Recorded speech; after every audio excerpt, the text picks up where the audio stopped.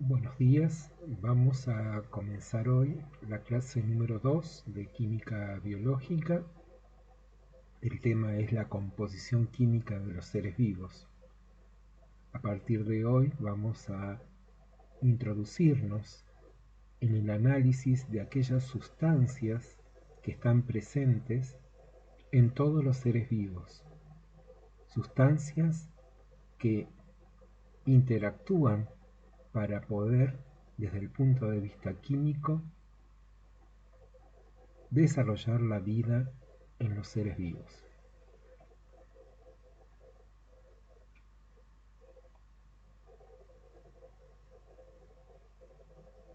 Cuando hablamos de la composición química de los seres vivos, podemos dividir a estas dos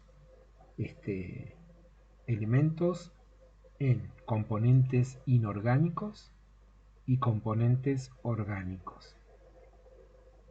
Los componentes inorgánicos son los minerales y el agua, mientras que los componentes orgánicos están representados por las proteínas, por los lípidos, por los glúcidos, por los ácidos nucleicos, por las vitaminas. Hablando de los componentes inorgánicos, dijimos los minerales. Los minerales se incorporan al organismo y al combinarse con los líquidos corporales se transforman en iones, teniendo como iones importantes en la composición química de un individuo el ion sodio, el ion calcio, el ion potasio, el ion cloro, el ion yodo, hierro, magnesio, etc. Y el componente inorgánico fundamental, ya que entre el 60 y 80% de la composición química de un ser vivo, de un individuo, de un ser humano, está constituido por el agua. Dentro de las moléculas orgánicas tenemos, como dijimos, los glúcidos, las proteínas, los lípidos, los ácidos nucleicos. En esta clase de hoy vamos a trabajar fundamentalmente sobre los componentes inorgánicos y vamos a dejar para las clases subsiguientes a los componentes orgánicos.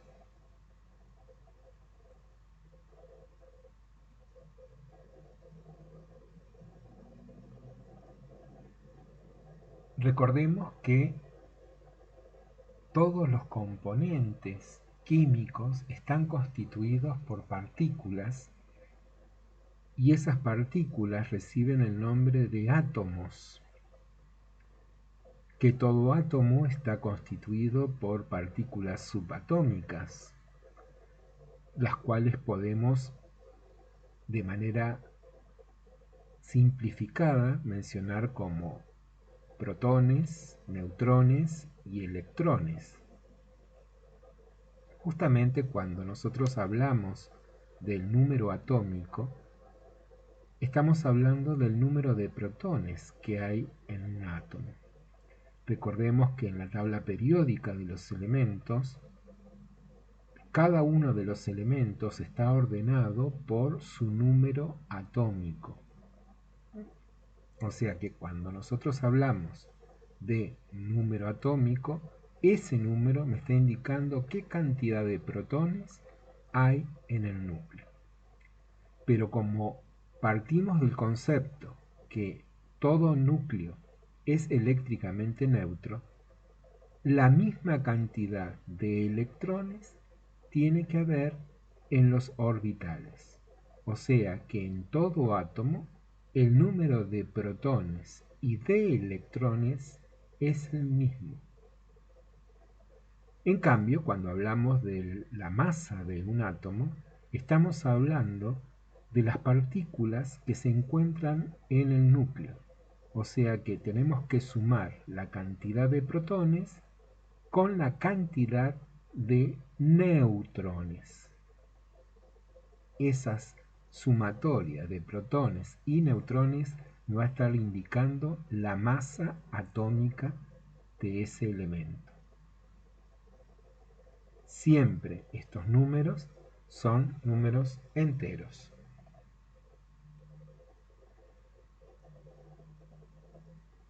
Aquí tenemos una molécula de agua. En la molécula de agua está constituida por un átomo de oxígeno y dos átomos de hidrógeno.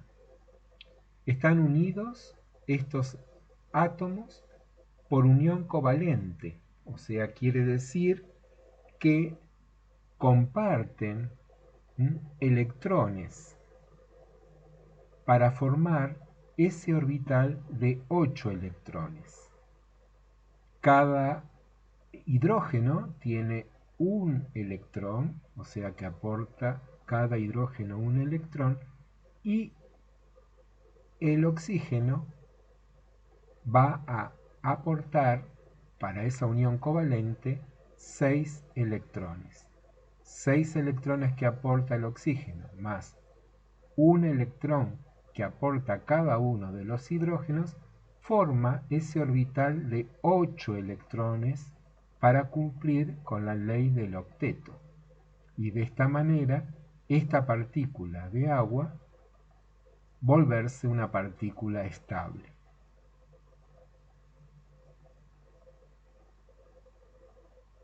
Cuando nosotros vemos que los electrones compartidos giran sobre el núcleo de el oxígeno y también giran sobre el núcleo de los hidrógenos, tenemos que ver que hay una diferencia en cuanto a la velocidad en que se desplazan esos electrones. Esa diferencia de velocidad tiene que ver con la electronegatividad. El átomo de oxígeno, el núcleo de ese átomo, ejerce mayor atracción sobre los electrones que los núcleos de estos dos hidrógenos. Por lo tanto, como el núcleo del oxígeno ejerce mayor atracción, cuando los electrones pasan por la zona donde tiene influencia el núcleo del oxígeno, lo hacen más lentamente. Entonces se produce una concentración de los electrones en esta zona. Por eso van a ver que está representado con un signo negativo. Esto me está indicando que esta región, por esa concentración de electrones que se produce por una reducción en la velocidad del movimiento de los electrones, se vuelve una zona negativa.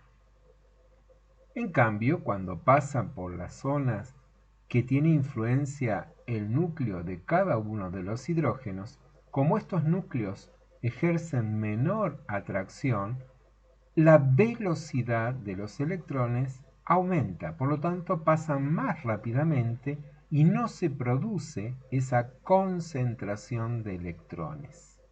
Por eso, esta zona se la representa con el signo positivo. Las moléculas que tienen este comportamiento, donde presentan un extremo negativo y el otro extremo positivo, y que tienen que ver porque los componentes de esa molécula son diferentes en cuanto a su electronegatividad, a esas moléculas se las llaman moléculas polares. Por eso el agua es una molécula polar.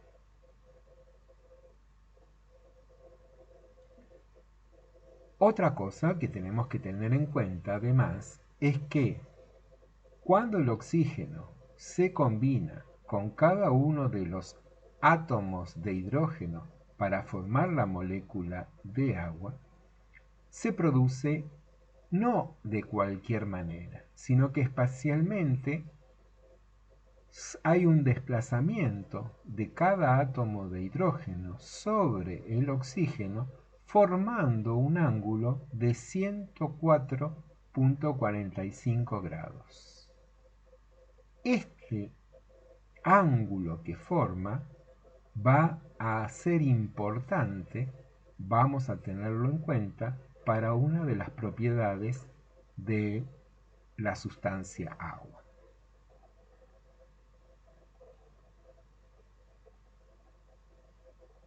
Entonces, acá tenemos la molécula de agua con su fórmula química H2O, dos átomos de hidrógeno más un átomo de oxígeno.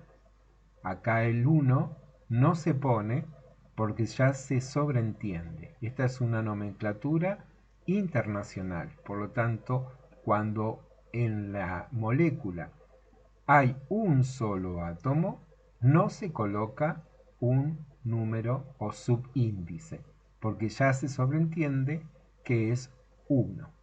En cambio, en el caso del hidrógeno, como es más de 1, ahí sí se coloca el subíndice que me está indicando la cantidad de átomos. En este caso, 2 átomos de hidrógeno. Acá tenemos la distribución de 104,45, que para redondearlo hacemos 105 grados. El dipolo que se forma por la diferencia de la electronegatividad, un electronegativo, un polo positivo. A su vez, cada átomo de oxígeno se une con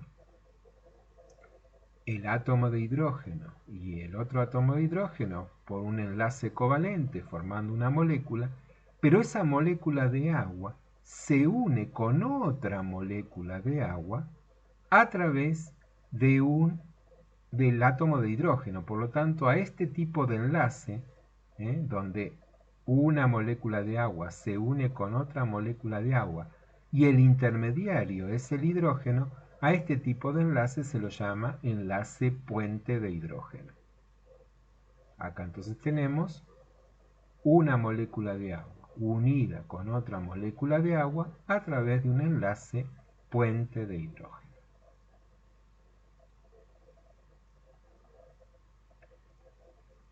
Cinco propiedades del agua. Como es el agua, la sustancia agua está formada por moléculas polares, esas moléculas polares tienen o ejercen atracción sobre otras moléculas polares. Por lo tanto, por ejemplo, la glucosa, que es una sustancia formada también por moléculas polares, se va a diluir fácilmente en las moléculas polares de agua. Por eso la glucosa, si yo la coloco en el agua, se disuelve. Esto es porque los extremos positivos de la glucosa se van a unir con los extremos negativos de la molécula de agua y los extremos positivos del agua se van a unir con los extremos negativos de la glucosa. Y de esta manera se produce la dilución. También hay aminoácidos que van a ser polares y esos aminoácidos polares también se van a diluir fácilmente en la sustancia agua. Por eso prácticamente hay una gran variedad de sustancias que se diluyen en agua, por eso se dice que el agua es un solvente universal. A su vez habíamos dicho que una molécula de agua se une con otra molécula de agua a través de un enlace puente de hidrógeno. Ese enlace puente de hidrógeno es un enlace que se rompe fácilmente, pero fácilmente se vuelve a reconstituir. Por eso, si yo quiero separar las moléculas de agua, tengo que entregarle al sistema una gran cantidad de energía. ¿Por qué? Porque hay que vencer esa fuerza de atracción rápida que tiene los enlaces puente de hidrógeno para volver a reconstituirse. Entonces hay que entregar mucha cantidad de calor para que se produzca la separación de las moléculas de agua entre sí. Por eso, como hay que entregar mucho calor, se dice que la sustancia agua tiene un alto calor específico. También, como hay que entregar mucha cantidad de calor para que las moléculas se desprendan y pasen a formar una masa gaseosa, también se dice que la sustancia agua tiene un alto calor de vaporización. Ahora, cuando las sustancias van a pasar de estado líquido a sólido, hay que retirarle calor.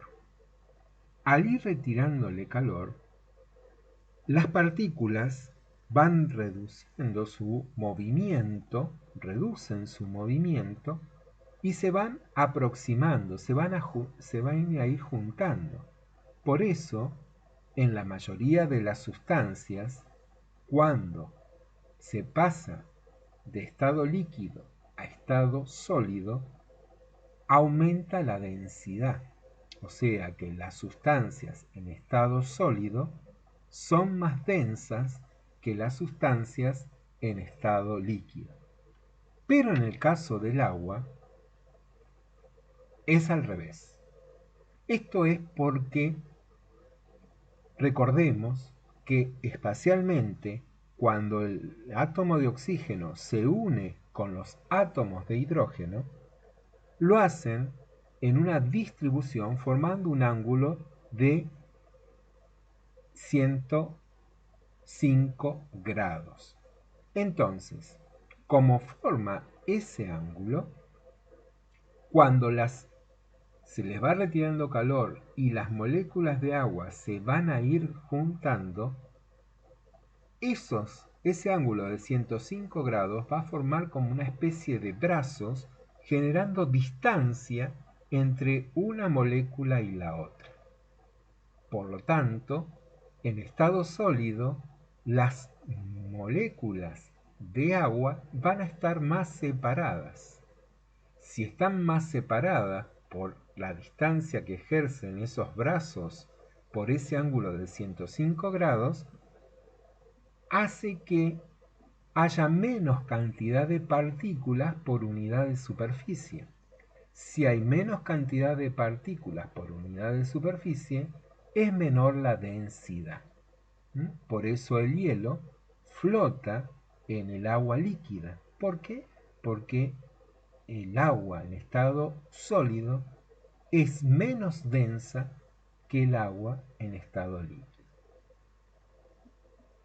Y la alta polaridad, ya lo hemos explicado, que hace que entonces el agua pueda ser un solvente prácticamente universal, porque salvo los lípidos y algunas otras sustancias no polares, el resto se pueden diluir.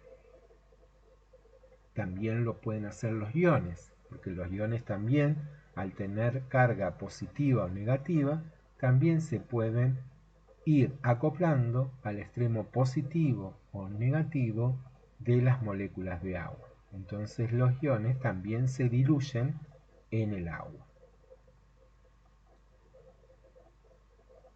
Acá entonces tenemos las propiedades del agua relacionadas con este puente de hidrógeno, que son la forma en que se une una molécula de agua con otra molécula de agua. Esto genera una fuerza de cohesión importante entre las moléculas, y para romper esa fuerza de cohesión hay que entregar mucha cantidad de energía calórica. Por eso el agua tiene un alto calor específico.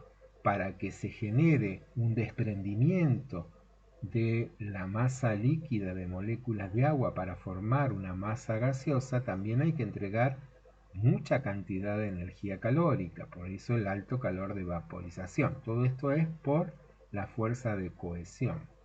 Esto hace que entonces los puntos de fusión y ebullición sean elevados. Y en este caso, la flotabilidad del hielo tiene que ver con ese ángulo de 105 grados que se establece entre el oxígeno y los dos átomos de hidrógeno. Y la capilaridad es la capacidad que va a tener las moléculas de agua de unirse a las sustancias que forman la pared de un tubo capilar y de esa manera poder ir ascendiendo en contra de la fuerza de gravedad.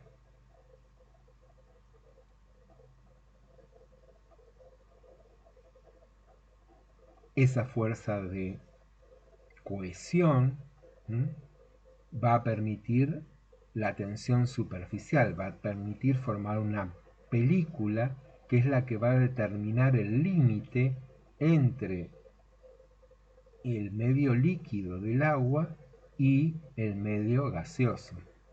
Ese límite que se produce por la gran fuerza de cohesión que hay entre las moléculas de agua. Esto hace entonces que se forme esa película que divide el agua líquida de el sistema gaseoso que lo rodea. A su vez, esta fuerza de cohesión entre las moléculas que existe y que permite que una molécula de agua esté unida a otra molécula de agua, también hay una fuerza de cohesión que es entre las moléculas de agua y otras sustancias polares, y a esa fuerza de cohesión entre las moléculas de agua con otras moléculas polares se la llama adhesión, para diferenciarlas de la de cohesión.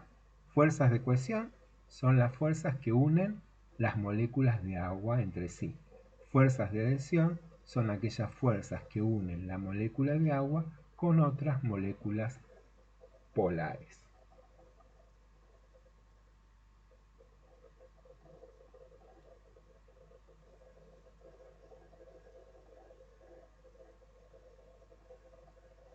Y acá tenemos entonces, por estas características que habíamos dicho, por estas propiedades del agua, podemos ver que es el medio donde se realizan las reacciones metabólicas, es el medio por el cual se transportan nutrientes y oxígeno, es el medio por el cual se retiran los desechos de las células, evita que los órganos rocen, por lo tanto actúan como lubricantes, favorecen la circulación sanguínea y que los tejidos estén turgentes. Sin la presencia de agua, los tejidos perderían flexibilidad y elasticidad. Forman las reacciones metabólicas que permiten obtener la energía y regula la temperatura del organismo. Esto es porque justamente, como tiene un alto calor específico, el agua retoma para sí mucha cantidad de energía calórica. Entonces, de esta manera, al absorber energía calórica, va regulando la temperatura del organismo.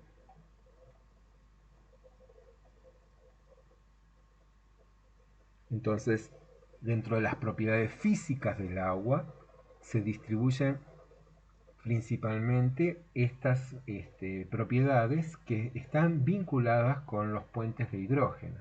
El estado físico puede ser sólido, líquido, gaseoso, tiene como color incoloro, un sabor insípido, un olor inodoro, la densidad del agua es 1 gramo por mililitro, el punto de congelación es de 0 grados centígrados y el punto de ebullición 100 grados centígrados. Esto es a nivel del mar.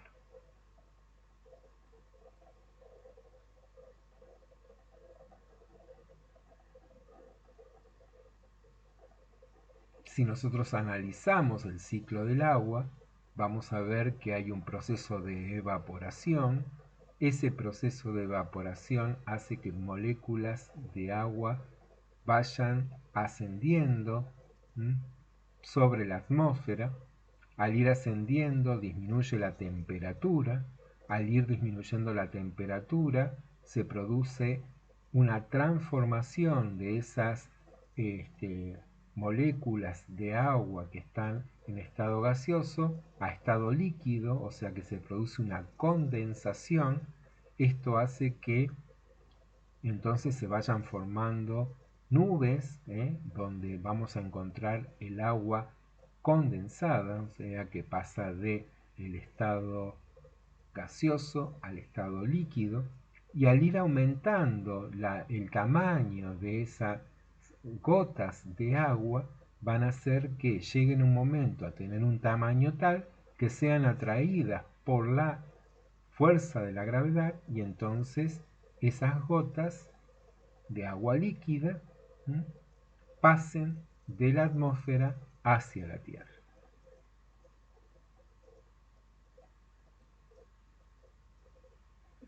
El pasaje del estado sólido al estado líquido se denomina fusión. El pasaje del estado líquido al gaseoso, vaporización. El pasaje del estado gaseoso al líquido, condensación. El pasaje del estado líquido a sólido, solidificación.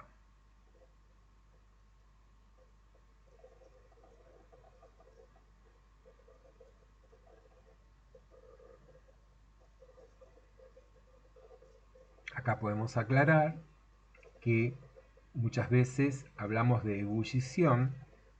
Vaporización es cuando se va a ir desprendiendo moléculas de agua de la porción líquida hacia la porción gaseosa. Eso se va a ir dando desde la superficie, y entonces ahí hablamos de vaporización. En cambio, cuando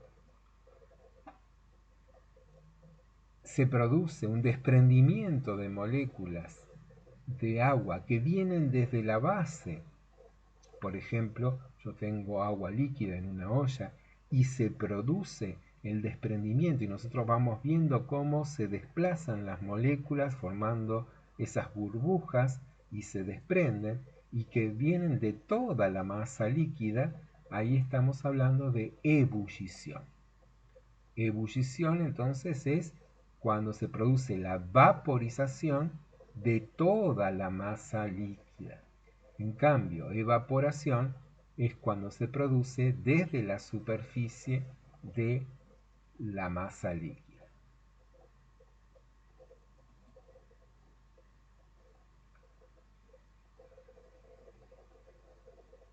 Pero además del agua, nosotros necesitamos sales minerales, ya que muchos procesos fisiológicos van a requerir de estos iones para poder desarrollar mecanismos como pueden ser la contracción de un músculo, como puede ser la generación del impulso nervioso, como puede ser la contracción del corazón, como puede ser la formación de un coágulo sanguíneo, como puede ser las reacciones químicas que ocurren dentro de las células para la producción de energía. Fíjense en cuántos casos vamos a ver la presencia de minerales, que son fundamentales para que estos procesos ocurran. Los minerales los podemos encontrar en los seres vivos como sales minerales de tres formas: precipitadas, disueltas o asociadas a moléculas orgánicas.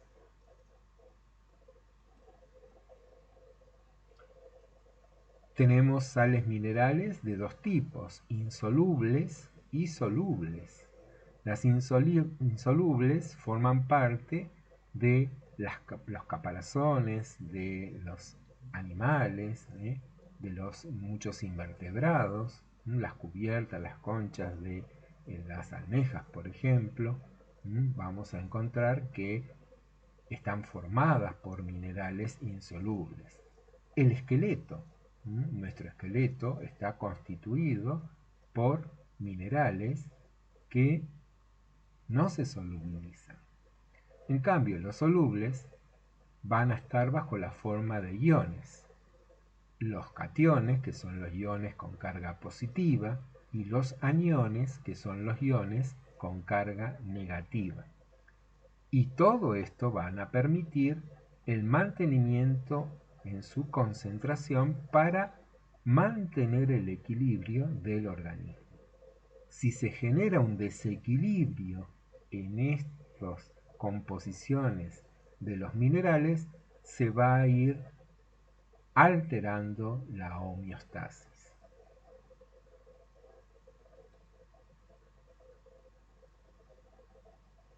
Dentro de las insolubles tenemos los precipitados que constituyen las estructuras esqueléticas de los seres vivos, los más importantes: carbonato de calcio, fosfato de calcio, sílice.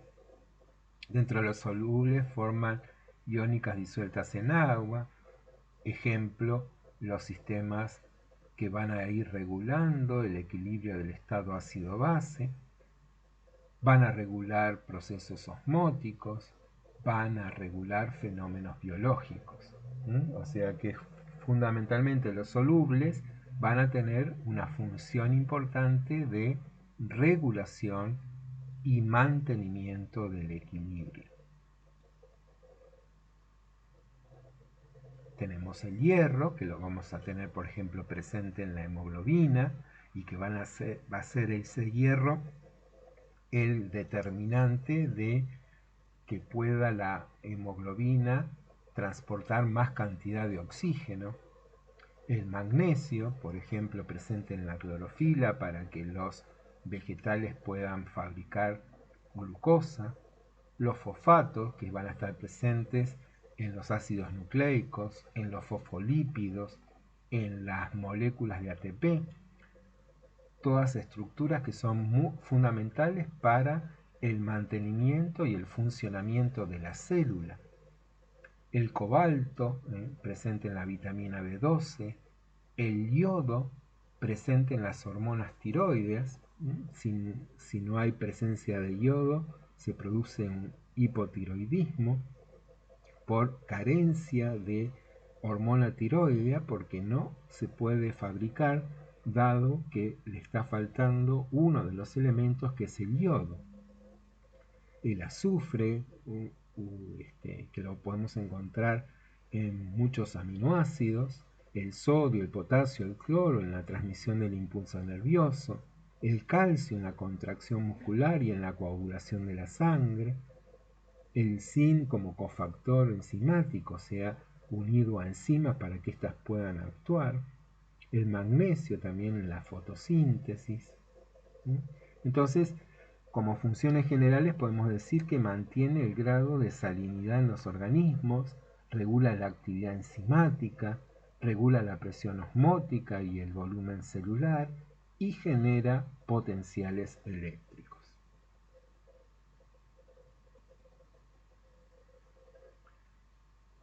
Cuando nosotros hablamos de la composición química de los seres vivos, estamos hablando de medios donde los solutos se van a diluir en ese solvente fundamental que es el agua. Entonces, cuando esos solutos se diluyen en ese solvente que es el agua, se forman soluciones.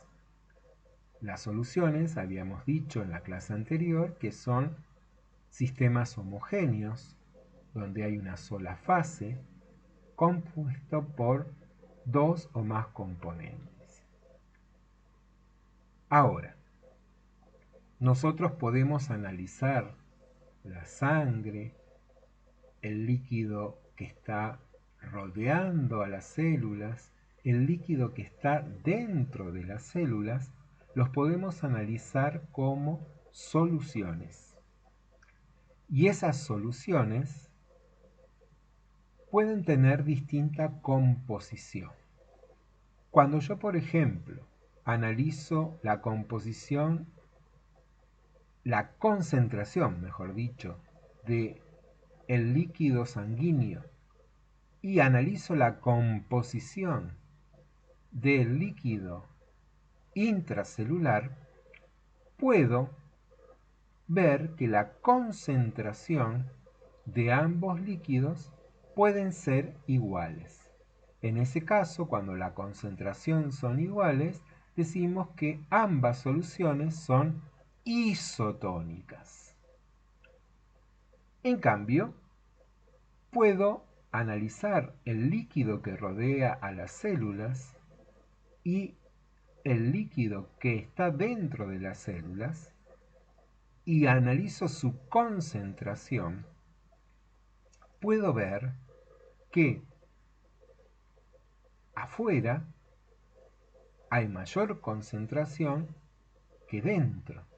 Entonces, digo que el líquido externo a la célula es hipertónico y el líquido interno de la célula es hipotónico. O puede ser al revés, que el líquido interno sea hipertónico y el líquido externo sea hipotónico. Cuando es isotónico, hay un equilibrio.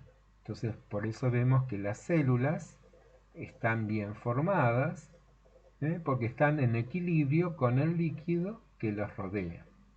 En cambio, cuando el líquido es hipertónico por fuera, hay una tendencia a que el agua salga de la célula hacia el líquido extracelular. Por eso vamos a ver que las células se van a ir deshidratando. En cambio, cuando las células son hipertónicas con respecto al líquido que las rodea, que es hipotónica, va a haber una tendencia a que el agua va a entrar. Por eso vamos a ver que aumenta la turgencia de las células se hinchan.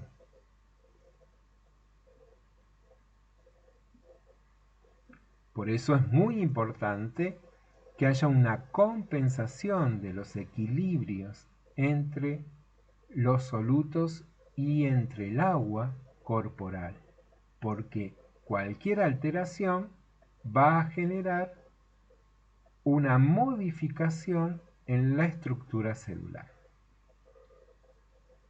Y por ende, esas células van a funcionar mal, esos tejidos que forman esas células van a funcionar mal, y esos tejidos que forman un órgano van a hacer que ese órgano funcione mal.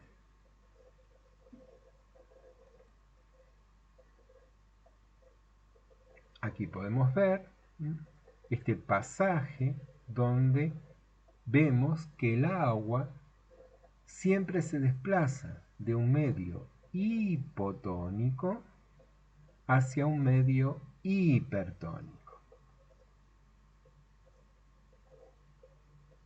El agua siempre va a pasar de un medio hipotónico a un medio hipertónico, con el fin de igualar las concentraciones. Cuando yo estoy hablando de concentración, estoy indicando la cantidad de soluto que hay diluido en determinada cantidad de solvente. La relación entonces entre la cantidad de soluto y la cantidad de solvente me está indicando la concentración de una solución. Si estoy hablando de una solución hipotónica con respecto a otra que es hipertónica, voy a pensar que hay menos cantidad de soluto en relación con una determinada cantidad de solvente. Cuando estoy hablando de una solución hipertónica, quiere decir que hay una mayor cantidad de solutos en relación con la misma cantidad de solvente.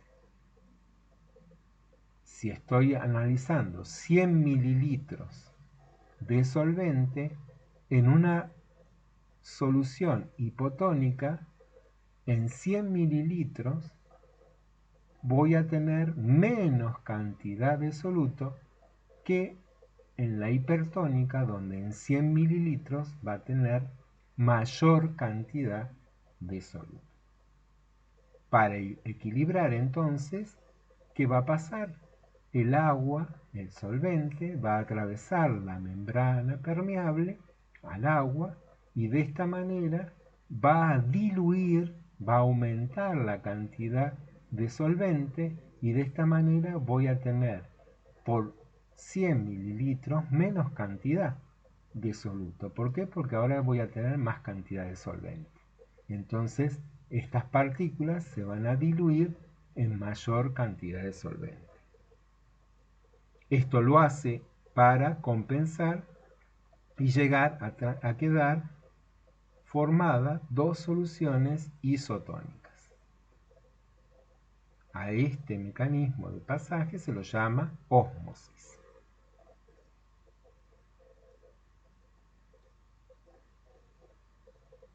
Bueno, acá tenemos entonces las sales con nuevamente distintas presentaciones con las distintas funciones que cumplen los iones, los minerales insolubles.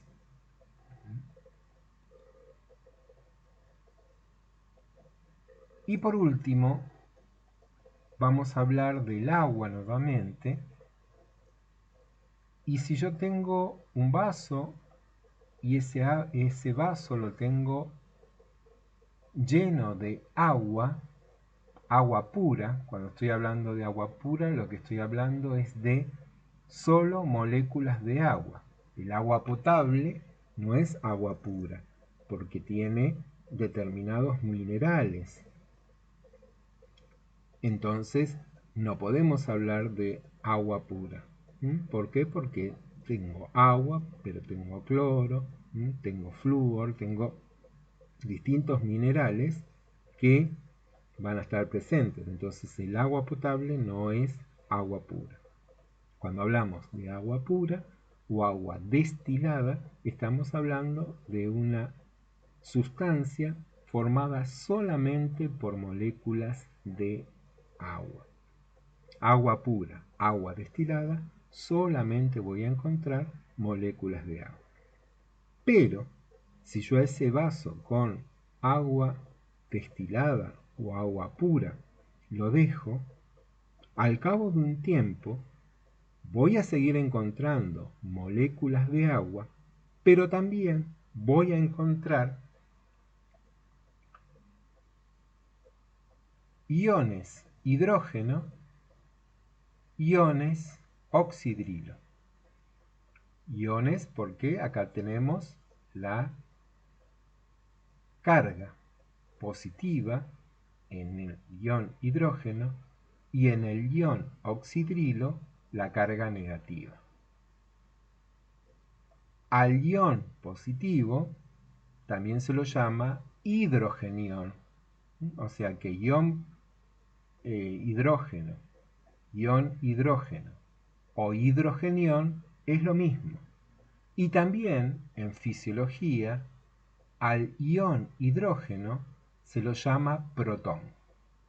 O sea que cuando estemos hablando de protones, estamos hablando de iones hidrógeno o hidrogeniones.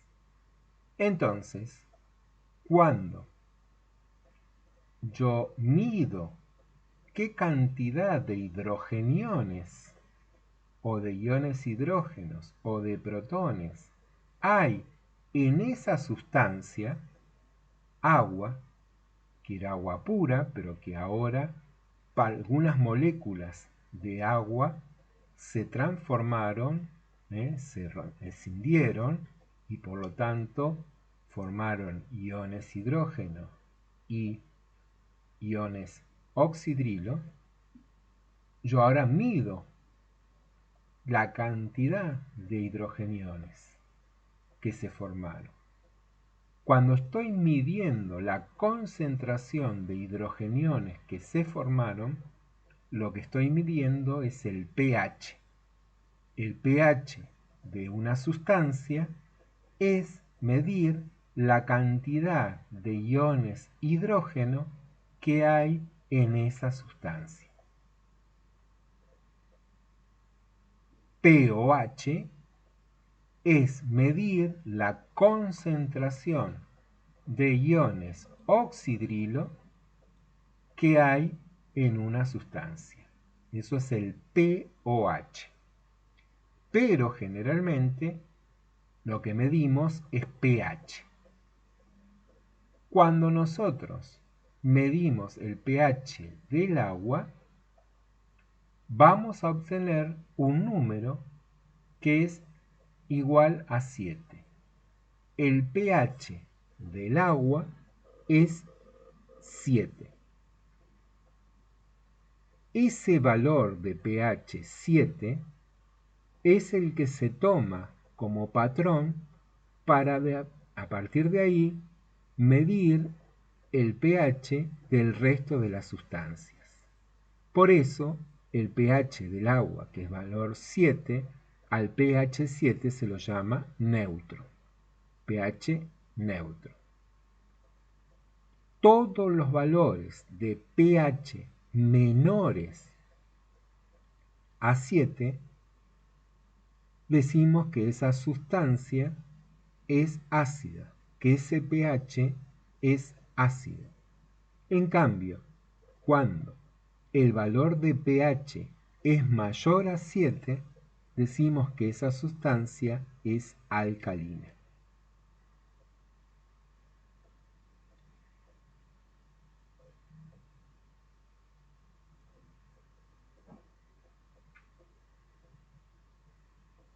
Acá entonces tenemos pH 6, estamos ya ante un pH ácido, pH 7 es un pH neutro y un pH 8 es alcalino. En un pH ácido lo que predomina es la cantidad de protones. Hay más cantidad de protones que de oxidrilos. En el agua neutra, la cantidad de protones y de oxidrilos es la misma, es igual. Y en las sustancias alcalinas, la cantidad de oxidrilos es mayor que la cantidad de protones.